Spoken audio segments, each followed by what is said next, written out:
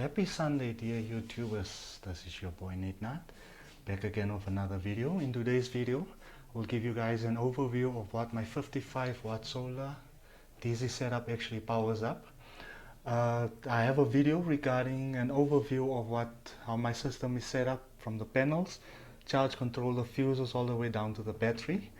And I will have the links to part 1 and part 2 down in the description below. So before I jump into that, let me quickly touch on my multimeter.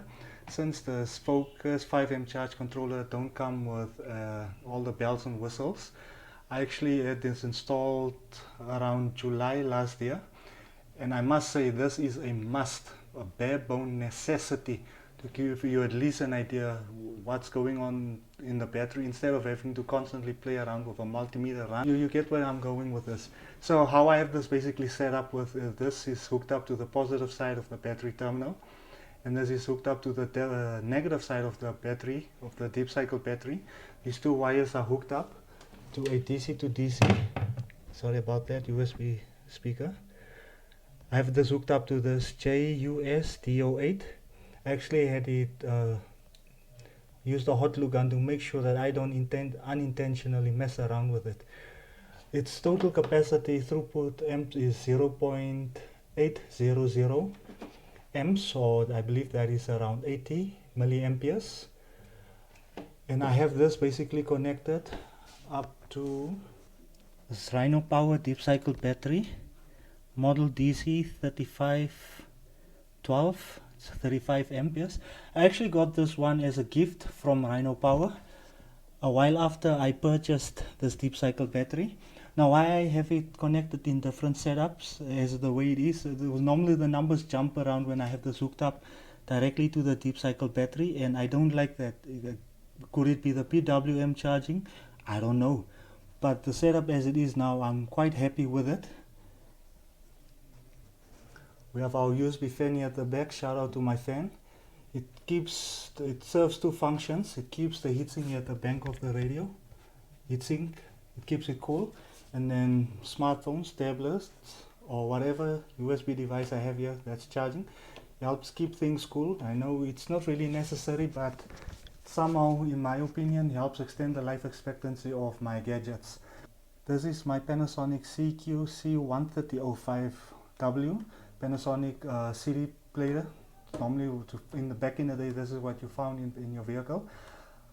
I have this hooked up to one speaker. It's a bit beaten up. It's a 10 watt speaker, and I have two other speakers. I actually want to get hooked up to this, but I can only do that once I have the system upgraded. Again, I believe that I also touched on that in the videos, part 1 and 2 regarding. Just check out the links below if you're curious about that. So it powers up this system. It's hooked up to one speaker. This is my USB DC USB devices. Basically charging up like this phone at the moment. It's currently being charged. It's at 60%, 61%. I normally keep my phones charged up between 40 and 80%. It's lithium-ion based devices that are powered by lithium-ion batteries. Got my info from batteryuniversity.com. I figured that these guys know a lot better than me. So this is my Volcano earphone speakers. I'm currently having it charged up. I want to take a walk, go shopping. It's really worn out. I got it brand new.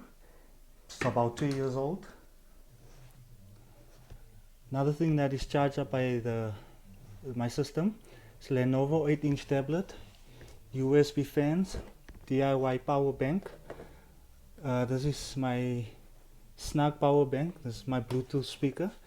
Some AA batteries, AAA batteries that I use for powering up my Xbox 360 remote whenever I have a gaming thing going on.